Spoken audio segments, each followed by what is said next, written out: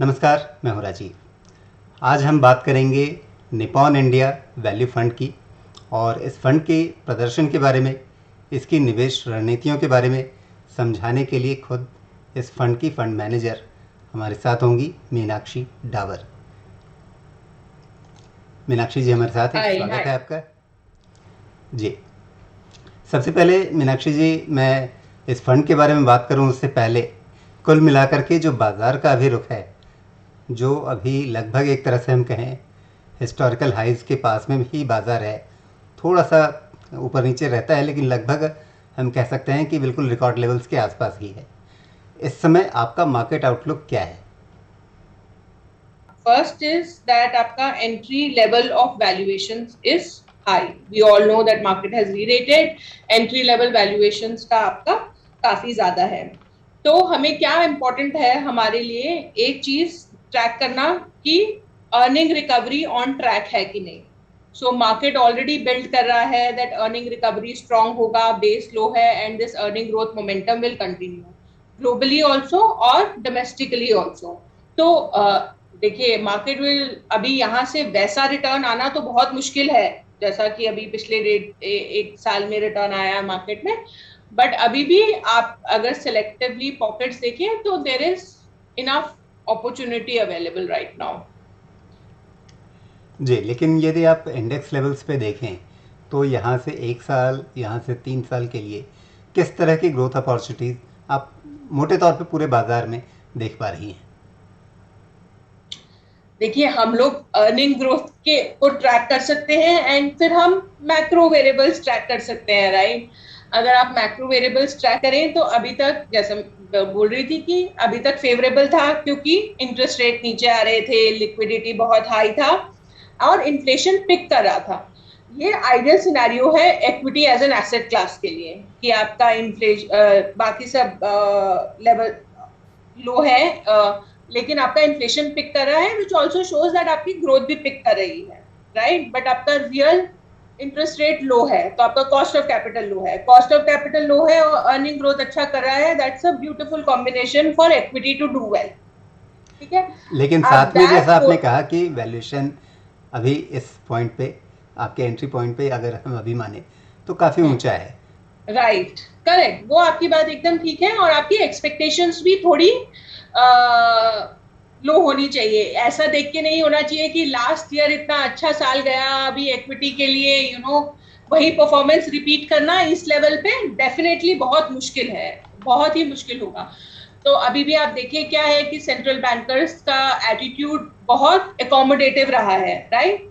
क्योंकि सब लोगों को लग रहा था कि ग्रोथ बहुत सबपार है, everybody wanted to save their economies, but अब अगर आप अब सुने कमेंट्री बाय सेंट्रल बैंकर्स या जो भी हो रहा है फेड मीटिंग में भी जो हो रहा है, जो हुआ, दैट अभी ग्रोथ इतना प्रॉब्लम नहीं है, राइट। ग्रोथ सब लोगों को लिख रहा है कि वापस आ रहा है and it is coming back strongly.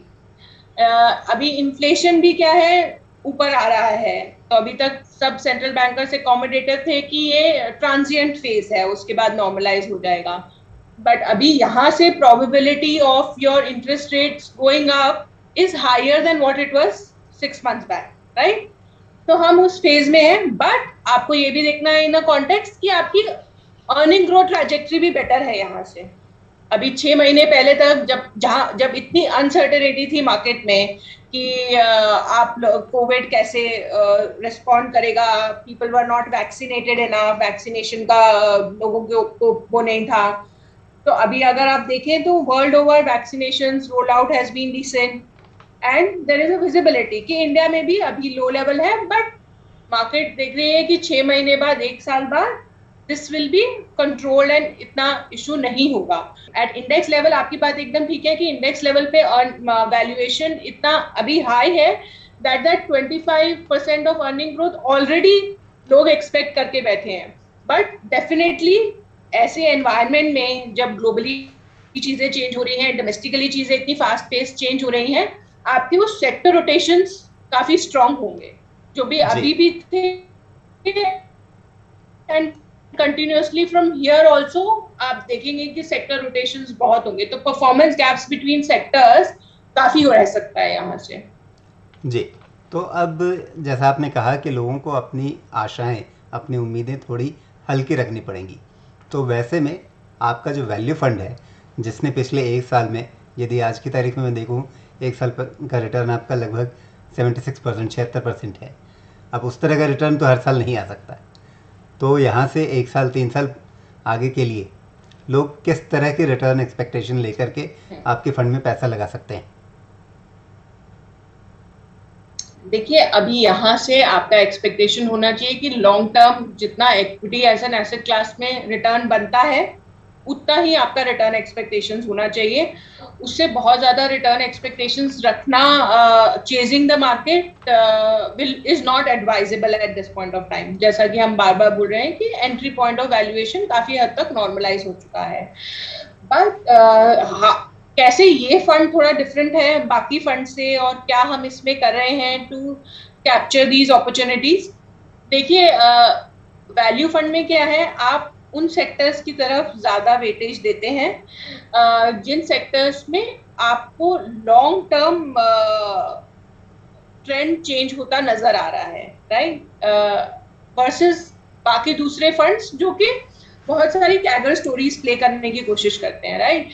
तो बहुत सारे सेक्टर्स, जैसे मैं बोल रही थी पहले कि लास्ट कोविड से पहले वाला फेज देखें तो उनके लिए वो 3-4 साल बहुत चैलेंजिंग रहे हैं। आप कैपिटल गुड सेक्टर्स देखिए, इंफ्रास्ट्रक्चर सेक्टर देखिए, कमोडिटीज देखिए, रियल एस्टेट देखिए, इन सब सेक्टर्स के लिए ग्रोथ एकदम ही मिसिंग था। इनफैक्ट बहुत सारे सेक्टर्स में डी ग्रोथ भी हो रहा था। एंड वो लोग, उनका अगर लॉन्ग टर्म ग्रोथ रेट 10% होता है तो बहुत सारे सेक्टर्स थे जो 2-3% ग्रो कर रहे थे, या डी ग्रोथ भी हो रहा था उन सब सेक्टर्स में। पर अभी क्या है, थोड़ा होमोजेनाइज हो गया है ग्रोथ ऑल्सो। तो ये सब सेक्टर्स, अगर आप देखिए निफ्टी का ही, अगर आप अर्निंग रिटर्न ट्रैक करने की कोशिश किए कि कहाँ से ग्रोथ आ रहा है, 30% का डेल्टा कहाँ से आ रहा है, तो जो सब स्ट्रक्चरल सेक्टर्स थे उन सब का तो वही एक्सपेक्टेशंस है। जो 4 साल पहले का कैगर था, वही अगले 4 साल का कैगर ग्रोथ रेट एक्सपेक्टेड है। पर अगर आप ये बहुत सारे सेक्टर्स देखिए, जैसे कैपिटल गुड सेक्टर्स देखिए, कमोडिटीज देखिए, फाइनेंशियल्स देखिए, रियल एस्टेट देखिए, इनमें क्या है, वो ग्रोथ ट्रैजेक्टरी अब चेंज हो रहा है because of whatever support that they are getting from government, or low period of growth rate that they have seen for such a long time, और जो भी मैक्रो इंडिकेटर्स चेंज हो रहे हैं। तो हमारे फंड में हमारा वेटेज उन सब सेक्टर्स के लिए थोड़ा ज्यादा रहता है, बिकॉज जैसा कि नाम सजेस्ट कर रहा है, हम लोग वैल्यू थीम इस फंड में ज्यादा प्ले करने की कोशिश करते हैं। एंड हम लोगों का इन्वेस्टमेंट होराइजन थोड़ा ज्यादा रहता है, तो वो to get that cycle right and invest at the right time इसी इन द पॉइंट पे cycle is more Meenakshi ji, important.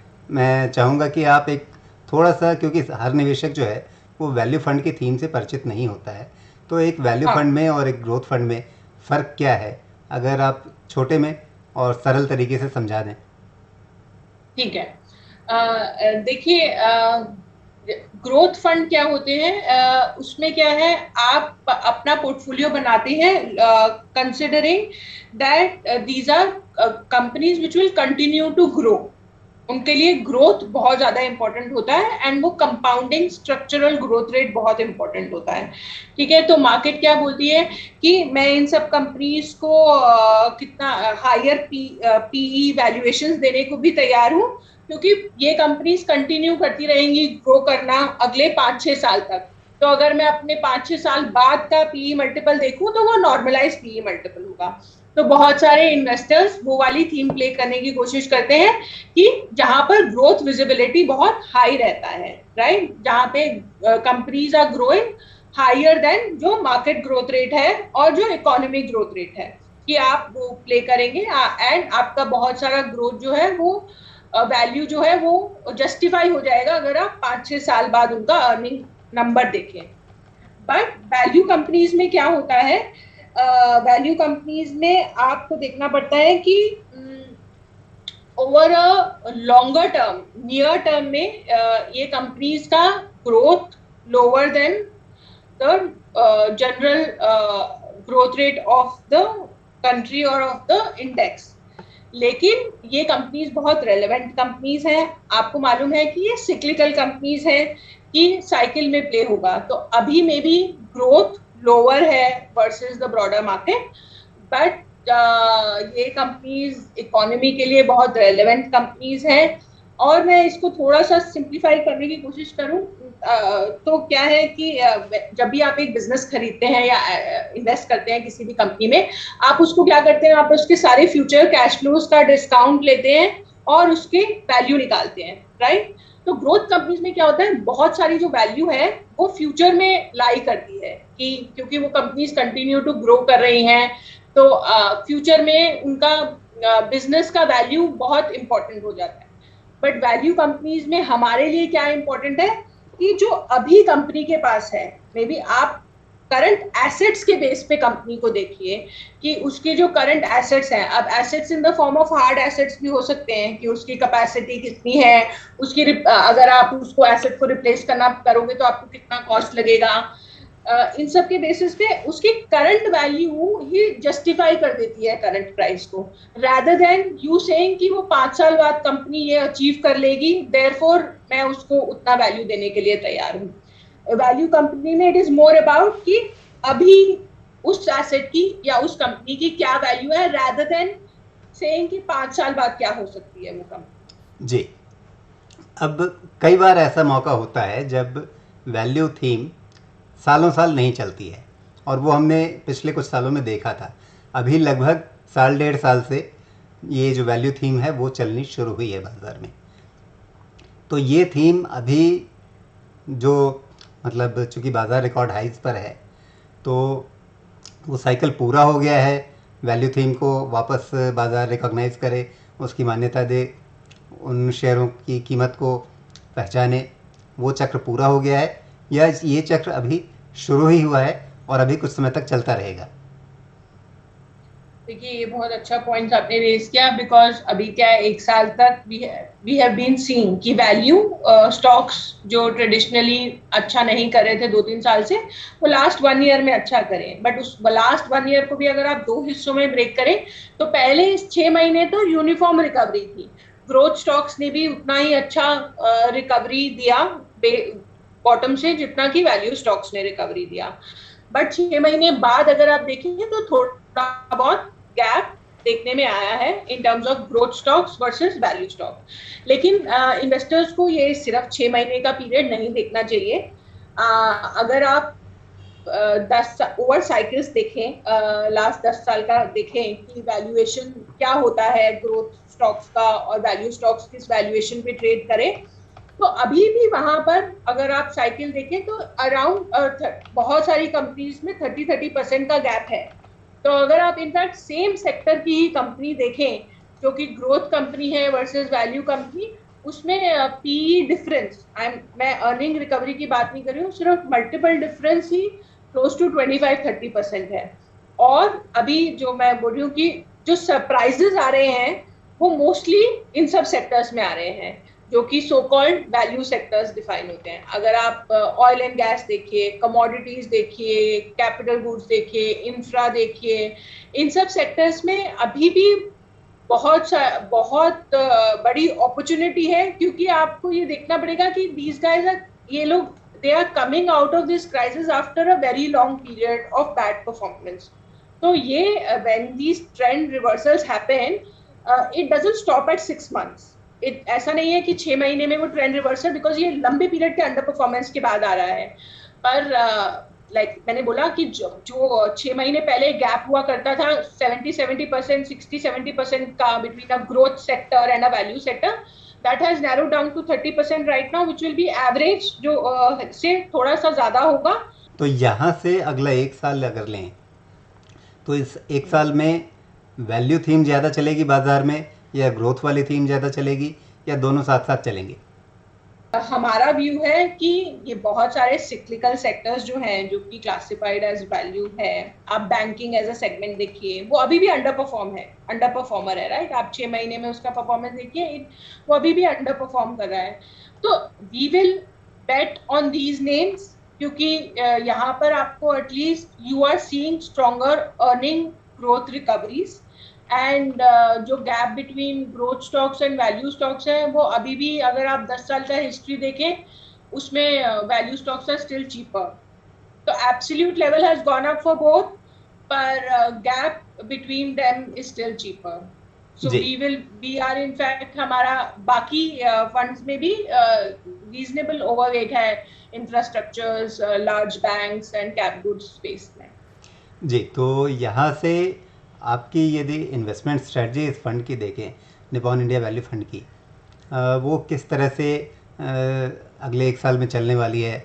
बहुत हद तक हमारा पोर्टफोलियो पोजीशन है ऑलरेडी अगले 2-3 साल के लिए, तो उसमें ऐसा इतना ज़्यादा चेंज करने की हमें ज़रूरत नहीं है. तो अगर आप देखिए, हमारा बैंकिंग ओवरवेट है, ठीक है, तो उसमें they are a direct play on value recovery और ब्रॉडर इकोनॉमी रिकवरी. जो मैं बोला था, इंफ्रास्ट्रक्चर, कमोडिटी, रियल एस्टेट, ये सब जो सेक्टर्स अच्छा करते हैं, तो वो सब सेक्टर्स अच्छा ही करते रहेंगे. तो हम, अगर आप कमोडिटी लिंक्ड प्लेस हैं, कुछ बॉटम अप्स आइडियाज हमारे पास बहुत सारे हैं, जहाँ पे हमने ओवर साइकिल्स देखा है कि लास्ट 10 इयर्स में वो कैसा कर रहे हैं, उनका वैल्यूएशन गैप कैसा है अपने पेयर्स के साथ. तो मोर और लेस हम लोग अलाइंड ही हैं. बट एक दो चीज़ें और हैं जो कि हमें पसंद है. वो है कि देखिए, कुछ सेक्टर्स हैं जिनमें क्या है, स्ट्रक्चरल, जो अभी तक स्ट्रक्चरल ग्रोथ स्टोरीज नहीं थी, बट यहाँ से they can be a very good structural story, and market is से not pricing them as well. तो ये सब पॉकेट्स हैं जो हम इवेल्युएट कर रहे हैं और हमारे रेडार पे रहेंगी.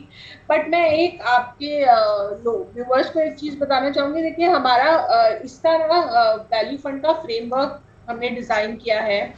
मार्केट में क्या है, बहुत मिसकंसेप्शंस रहता है वैल्यू फंड के लिए. तो लोग यूजुअली क्या करते हैं, सोचते हैं कि वैल्यू फंड मतलब लो पीई स्टॉक्स लिए जाएंगे, जिनका पीई मल्टीपल बहुत लो होगा. And market confuses value funds to a valuation based method of investing, कि आपका फोकस बहुत ज़्यादा वैल्यूएशंस पे रहेगा.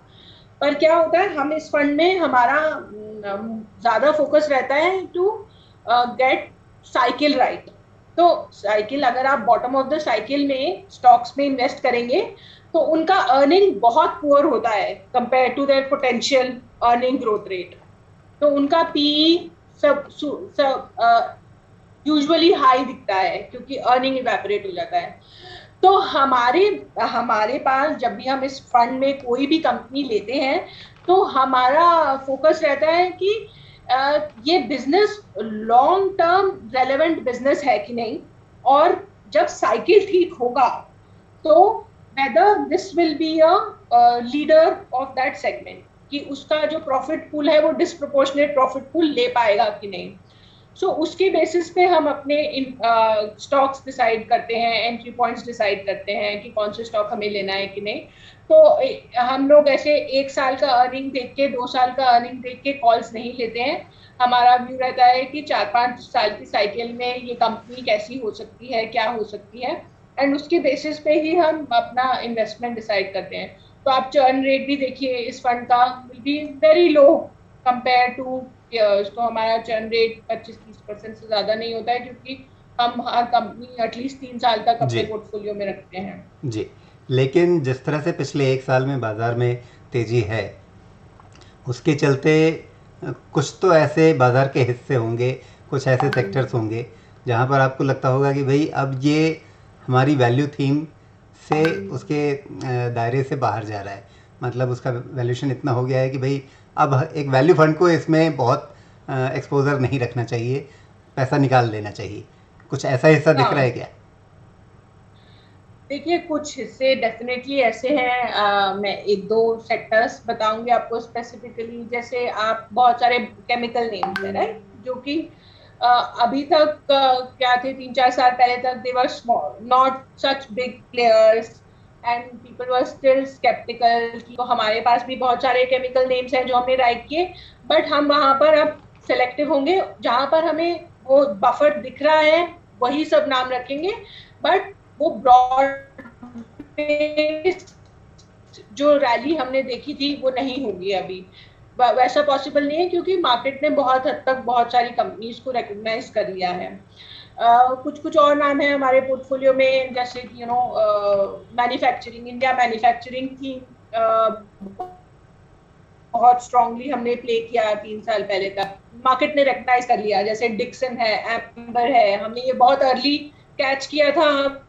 दूसरे तरीके से देखें तो क्या कुछ ऐसे पॉकेट्स हैं जहां पर अभी तक आप खरीदारी का रुझान लेकर के चल रही थी, लेकिन अब आपको लगता है कि नहीं, अब खरीदना नहीं है, अब 2 साल 3 साल इनमें इंतज़ार करके बैठना है? बैंक्स हैं, राइट, लार्ज बैंक्स हैं, हमने उसमें काफी पोर्टफोलियो, काफी बिल्ड कर लिया है अपना पोर्टफोलियो। अभी तक क्या है उसमें मार्केट, वहाँ से एनपीए साइकिल कैसा होगा, कि ये कोविड वेव आया, उसकी वजह से एनपीए साइकिल की वजह से इन लोगों का अर्निंग्स और बैलेंस शीट्स कैसा रहेगा।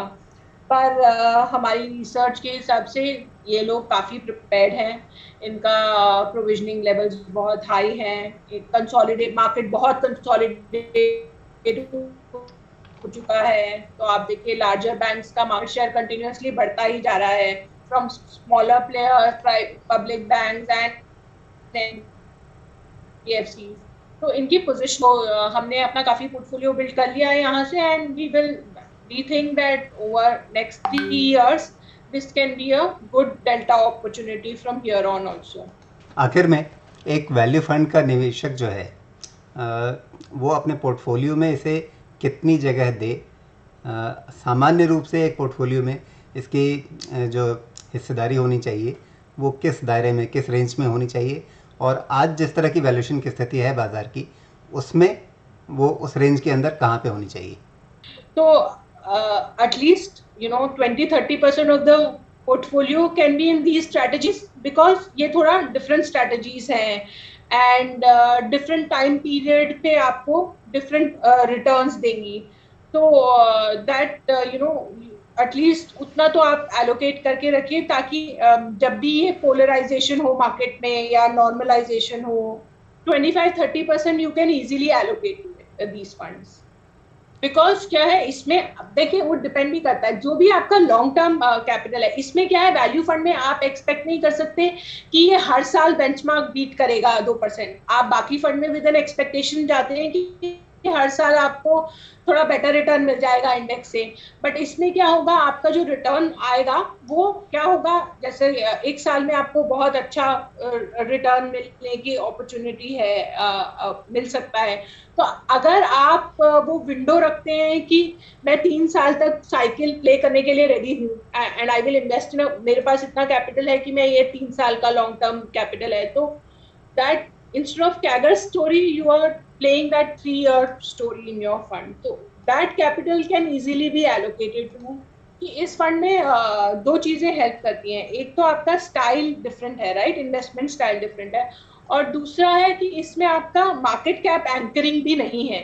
तो लॉट ऑफ टाइम क्या होता है कि मार्केट में बहुत डाइवर्सिटी आ जाती है between large cap, mid cap, small cap. तो एक इन्वेस्टर के लिए बहुत मुश्किल हो जाता है डिसाइड करना कि अभी मैं लार्ज कैप करूं, मिड कैप करूं, स्मॉल कैप करूं, कहाँ वैल्यू है। तो value can also be in terms of market caps also, because market क्या है यूनिफॉर्मली री-रेट होता है अकॉर्डिंग टू मार्केट कैप्स। तो इसमें आप वो अपॉर्चुनिटी भी रहती है फंड मैनेजर टू होके एडजस्ट कर दे आप ऑटोमेटिकली कि कहाँ पे वैल्यू दिख रही है। तो अगर आप करंटली देखिए तो हमारा over last 2 years rate had gone more to mid caps and small caps, because वहाँ पे वैल्यू था। बट अभी क्या है, वी कैन ऑलवेज रीएडजस्ट, तो वो सब इन्वेस्टर को नहीं सोचना पड़ेगा, करना पड़ेगा। जी बिल्कुल, तो एक वो फ्लेक्सी फंड जैसा एक फ्लेवर आ जाता है इसमें, जिसमें आपके पास वो सहूलियत रहती है कि आप मार्केट कैप के बंधन से अलग हट करके अपने निवेश के फैसले ले सकें। बहरहाल बहुत बहुत धन्यवाद आपका, आपने समय निकाला इस बातचीत के लिए।